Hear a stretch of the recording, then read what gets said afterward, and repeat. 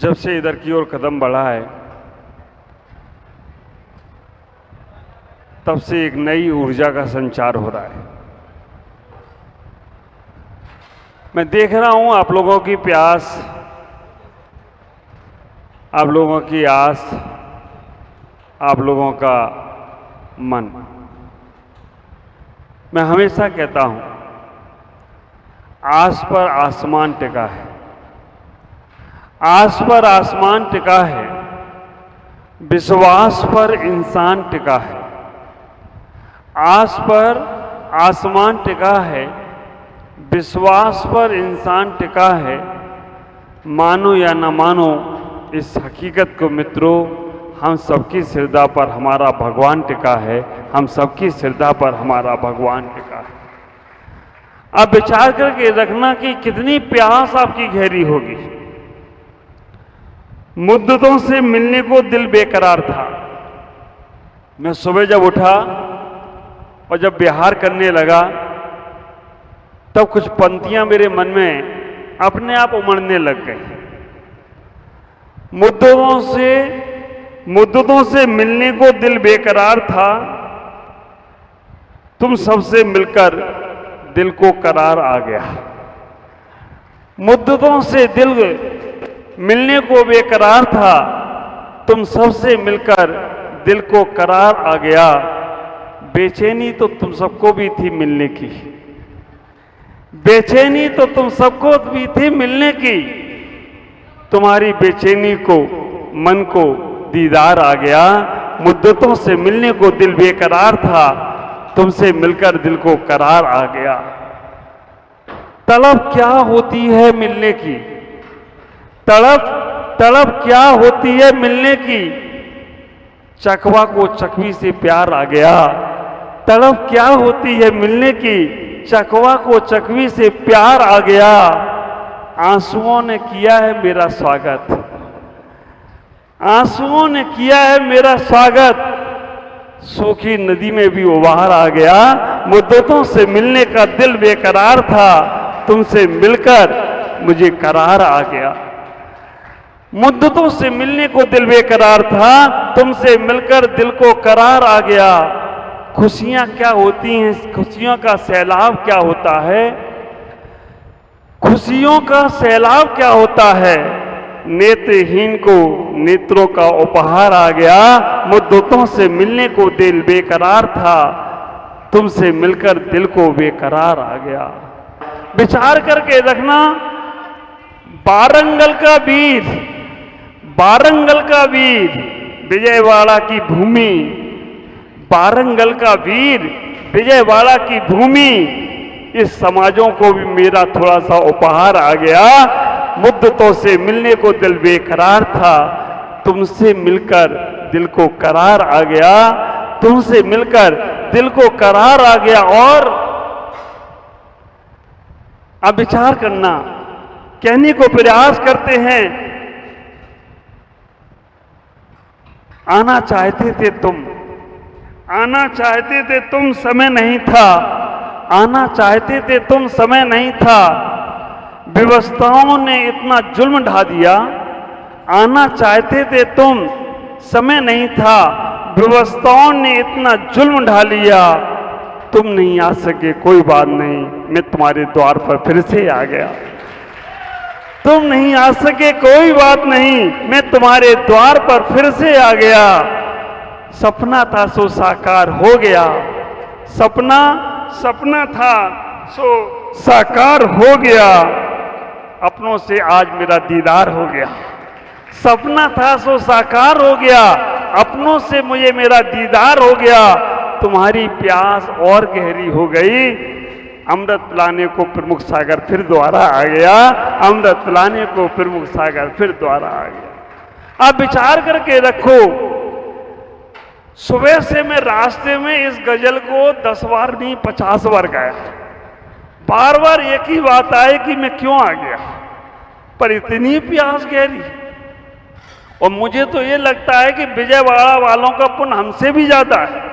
मैं इतने लोगों को बार बार बुलाया, ये हमारे पास नहीं आए। बिजावाड़े वालों ने पता नहीं कौन सा गुल खिलाया, ये सारे एक साथ यहाँ आ गए हो, तो कोई आश्चर्य का बात नहीं। इतना प्रेम, इतनी भक्ति, हैदराबाद का हृदय, गाडला का लाडला, डोर नकल का दुलारा, ये खिताब पूरी दुनिया में किसी को नहीं मिला, हर समाज में हो गया। पर यहां से वहां तक जाकर देख लेना, कहीं अगर दिखेगा हृदय तो हैदराबाद में, और कहीं लाडला कहीं बोला जाएगा।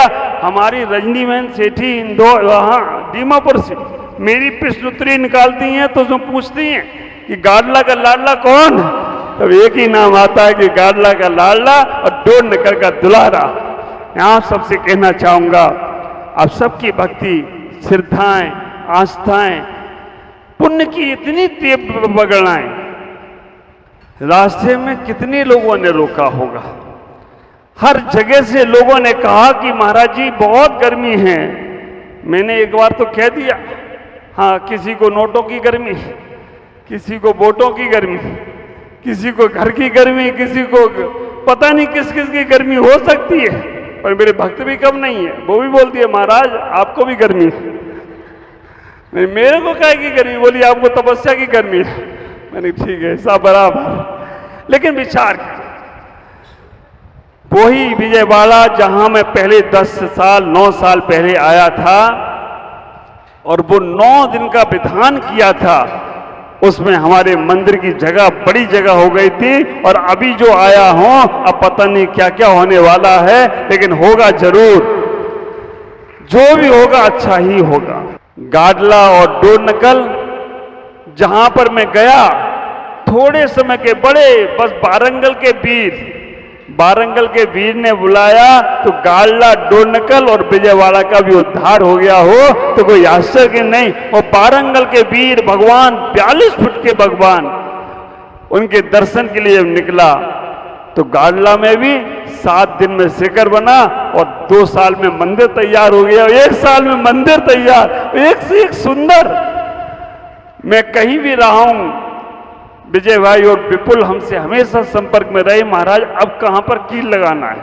मुझे तो आश्चर्य लगता था कि मंदिर ये बनाना है, कील कहां लगाना है, हमसे पूछते थे। डोर नकल का मंदिर का जो पंचकल्याणक हुआ, बहुत इन्होंने याद किया।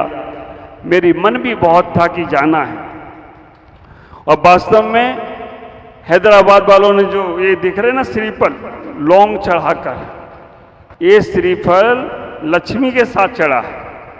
और ये हमारे सुरेश जी आज नहीं, 2006 में, तब मैंने ऐसे ही कहा था कि भगवान के जब दर्शन करो तो लौंग चढ़ा के करना। और जब ये कल आए और इन्हें जैसी लौंग चढ़ाई, मैंने कि नियम के पक्के हैं और आज तक लक्ष्मी का भंडार बढ़ रहा है और आज वो समाज के अध्यक्ष बन गए। ये बहुत बड़े गौरव की बात है कि उनकी भक्ति कम नहीं हुई और आज भी वो तैयार है। महाराज वैसे तो सब भक्तों को क्या, साधु संतों को मालूम पड़ गया 6, 16 और 26 साधु बोलने लगे, भाई 6, 16 तो हो गया, 26 वाले को और लेके आओ। और भक्तों के आधों के टिकट भी बन गए। पर आप विचार करना है, जाना कहां है, ख्याल करो। कर्नाटक वाले तैयार बैठे हैं, पांडिचेरी वाले लेन में तैयार बैठे हैं, चेन्नई वाले भी तैयार बैठे हैं, विजयवाड़ा गाडला वाले, डोर नकल वाले बोले महाराज पूरा बाग ना दो तो 2-4 पंखुड़ियां तो दे ही दो कम से कम हमको, पूरा चातुर्मास ना दो तो 2-4-5 फूल तो दे ही दो, जिससे हमारा भी उद्धार हो जाए। आप सबसे कहूंगा कि अपने जीवन को बहुत आगे बढ़ाना है। मैं उन परंपराओं में, उन रूढ़िवादियों में नहीं पढ़ना चाहता हूं जैसे समाज टूटती है। आपको मालूम है, मैं कभी पंथ का व्यामोह नहीं करता हूं, मैं कभी पंथाग्रह की बात नहीं करता हूं, मैं कभी किसी को तोड़ने की बात नहीं करता हूं। और उसी का नतीजा ये है कि आज हमारे पास हमारे सारे भक्त एक साथ बैठ जाते हैं, भले ही वो कहीं बैठे या ना बैठे। मुझे खुशी होती है। अब सबसे कह रहा हूं, आज आदिनाथ जयंती है। अक्षय तृतीया का पुण्य विशेष पुण्य होता है। और अक्षय तृतीया पहली बार जब मैं विजयवाड़ा आया था तब अष्टांका की पर्व को लेकर आया था, और इस बार आया हूं तो अक्षय तृतीया का अक्षय पुण्य लेकर आया हूं। और आपने उसके लिए ये त्रिलोक जी, ये मिल्टन, ये सभी लोग इन्होंने बहुत भगवाया। भगना ही पड़ेगा महाराज, चलना ही पड़ेगा महाराज, कुछ भी हो जाए। पर एक इन्होंने अपना बलिदान भी दिया। हमारे त्रिलोक जी ने कहा मेरा घर बाद में हो जाएगा महाराज, पहले समाज को लाभ दो। तो कल परसों चल चल के, ये मेरा संग देख रहे हो ना, ये घिस घिस के थोड़े आधे रह गए। सपने में भी इनसे कोई पूछ ले कल बिहार करना है क्या, कहना आ मत जाना सपने में भी। अभी विजयवाड़ा में आराम करेंगे। विजयवाड़ा वालों को पुण्य जितना भी रहेगा, 2 दिन 4 दिन 5 दिन, विजयवाड़ा, गुंटूर, इनको वारंगल और गाल्डा वालों को अभी हमारे देखो छुट्टियों में बच्चे मामा मामी के घर जाते हैं, आराम करने जाते हैं। तो हमारे मामा मामी के घर समझो यहाँ पे आराम करने के लिए आ गए हैं, आराम से यहाँ पर आनंद लेने का प्रयास करेंगे। आज का दिन अक्षय तृतीया का दिन है। हमारे तीर्थंकर आदिनाथ का प्रथम आहार, आप विचार करके रखना, उनके पहले भोग भूमि थी। आदिनाथ भगवान जब तीसरे काल में दीक्षा लेते हैं, उस समय लोगों को पता नहीं था कि आहार कैसे दिया जाता है। उस समय लोगों को मालूम नहीं था कि आहार की पद्धति क्या होती है, कैसे आहार दिया जाता है। आदिनाथ भगवान ने प्रथम आहार लेकर हम साधुओं पे उपकार किया, क्योंकि उनके साथ 4000 राजाओं ने दीक्षा ली। आपको मालूम होना चाहिए अक्षय तृतीया का पर्व एक ऐसा पर्व है जो हर संप्रदाय में मनाया जाता है। और कहते हैं जिनकी कभी शादी नहीं होती हो, मूर्ति नहीं आता हो, उनकी भी अक्षय तृतीया में हो जाती है। तो विचार करना, हमारे तीर्थंकर आदिनाथ भगवान जिनका पहला आहार हुआ, 6 महीने के उपवास लेकर वो बैठे, हस्तिनापुर में उन्होंने प्रथम आहार किया था। अयोध्या में दीक्षा ली, दीक्षा के साथ 4000 राजाओं ने दीक्षा ली। पर वो उस समय आदिनाथ का तो वज्र सम नारद सहनन था, वो तो उठे नहीं आहार में। 1 महीने के बाद अन्य साधुओं का आकुल व्याकुल मन होने लगा, और उस समय जब वो पेड़ों से फल तोड़कर खाने लग गए, क्योंकि नगर में जाते थे तो नगर में नवदा भक्ति किसी को पता नहीं थी। नगर में जाते थे तो कोई लोग कहते थे कि हमसे जो सामान लेना है वो ले लो, पर हमारे यहाँ भोजन कर लो।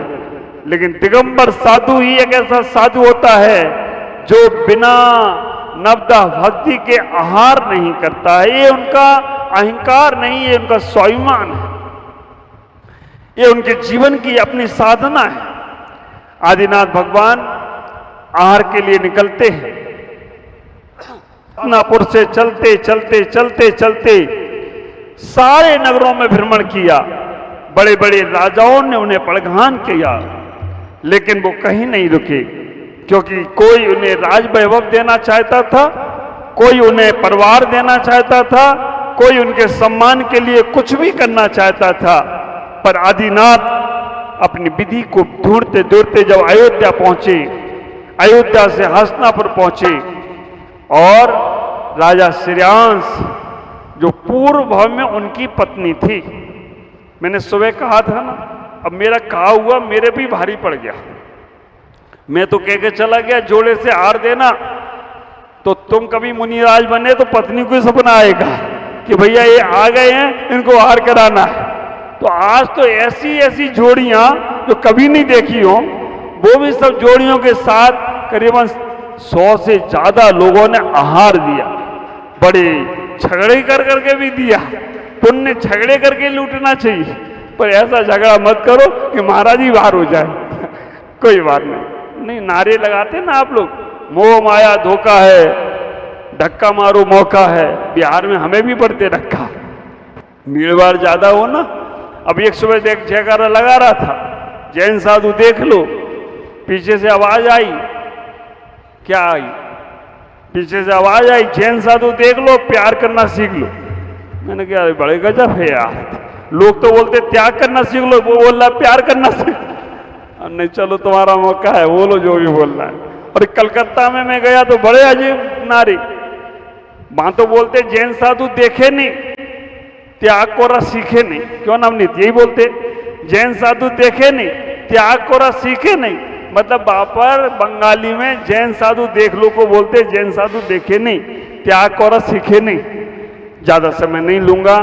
आज आदिनाथ का प्रथम आहार हुआ, और जिसके घर में आदिनाथ का प्रथम आहार हुआ, देवताओं ने उनकी जयकारा बोली, राजा श्रेयांश की जय बोली। आदिनाथ तीर्थंकर खड़े हैं और राजा श्रेयांश की जय बोली जा रही है। राजा श्रेयांश ने पूछ लिया कि हमारी जय क्यों बोल रहे हो, यहां तो साक्षात तीर्थंकर खड़े हैं।